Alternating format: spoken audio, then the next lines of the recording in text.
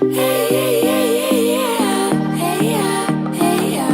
today's video, we're going to talk about three boundaries to have purity in your relationships. Yeah. So I mean, if you three boundaries for purity. For purity, yeah. So if you don't have purity, if you don't have boundaries, it's very easy to probably.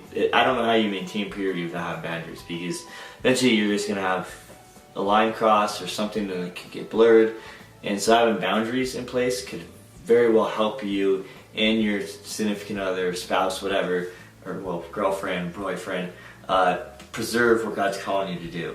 And so we kind of went through that and looked at some of the things we did, and we thought maybe it would be beneficial to pass forward. So that's what today's video is about. Yep, so 3 points. So, you tell them number one. Okay, number one is AKA a curfew. And that sounds so stupid. You're not 16 years old, but what I really mean by that is an old saying that says nothing good happens after midnight. And that is so true, especially when you're attracted to your girlfriend or boyfriend, or you're dating or whatever. You want to spend all your time with that person. And unless you have boundaries in place, you can, before you know it, realize it's 2 a.m. and you got to drive 30 minutes to get home, and you're exhausted, you're physically and mentally drained, and so why don't I just stay over? I mean, Jesse and I, when we were dating, and part of it is because she was Jesse can't I'm a grandma and I go to bed at like 10. Yeah. But it was good because, I mean, in reality, we didn't do anything really past 10 o'clock. I mean, most of the time, maybe 11 at the latest. But, I mean, very rarely, if at all, it'd be 12. I don't think we ever, very few times had something like that. I'm not saying this is like, you know, we're 15 and you have to have a set curfew.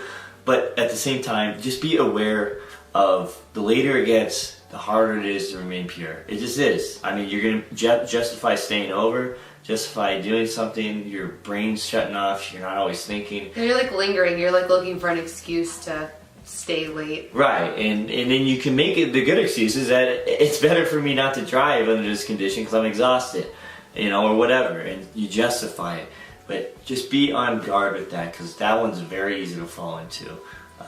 So I would say that's number one.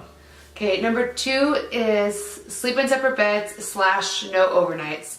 And we all know, because nothing good comes from laying in bed when the lights are out, when you're attracted to somebody. Nothing good comes from it. You can say we're going to stay on separate sides of the bed and we're not going to touch, but you know, when the lights go out and you feel the person's body heat, or you hear them, you know that they're there. You know that they're there. It's a slow process. It's like a snowball effect. It doesn't turn into an avalanche immediately, but it can start picking up steam pretty quick, and before you know it, all this stuff is just a blurred line. You don't know what's right or wrong, and then you're wondering what's happening. And so just be aware of that. I mean, even with like naps and stuff. I mean, if it's middle of the day and you guys are going to take a nap, just be on guard with some of that stuff, so that you're not setting yourself up to just make that part of your routine. You know? And you may even think it's really innocent when you're laying in bed at night and you're just like, oh, we're gonna lay on separate sides. But then always it's like cuddling, and then when you're cuddling at nighttime and it's dark and you're attracted to something, that's definitely gonna lead to something else.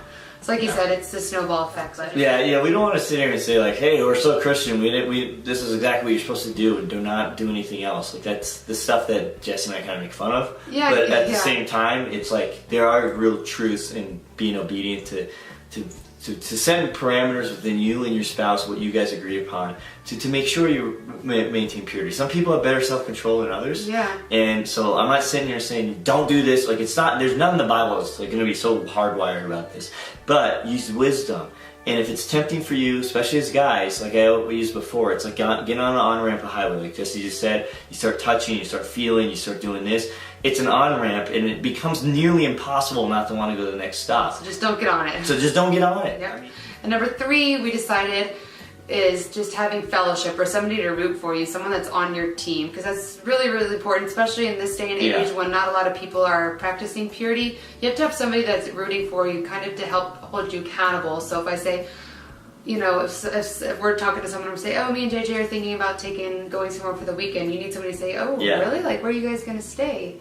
Right. You need someone to kind of be there and like ask those hard questions. Right. You need someone you can lean on, who understands why you guys are trying to preserve purity, what you're doing. And the people who understand that will be people who are following Jesus as well. They'll understand Scripture. They'll understand why you guys are doing things the way you are. and they'll understand that God's going to bless that, and they're going to help you. They will be willing to help you any way they can. First I was thinking of is 1 Thessalonians 5:11. It says, so encourage each other and build each other up just as you're already doing. So hold each other accountable, encourage each other in your calling towards purity. By doing that, God will bless it. But you need that accountability. Otherwise, you're going to get tired too. You're not, because people will ask you why you guys are doing this. That's happened to us all the time. Why are you guys doing that? Why are you guys doing that? Why are you guys? And eventually, if you don't have anyone to talk to about it, you get tired. You get burnt out. You don't have a shoulder to turn to. And so we all need that. We're called for that. Yeah. And it's good for advice too, for someone to say, oh hey, I don't know if you should do that because I've had experience and it didn't go well, or maybe you should stay clear of that. So It's just good to have them for support, someone to root for you, and just someone to give you that advice. Exactly. Okay guys, so those are our 3 tips. Thanks for watching. That's right.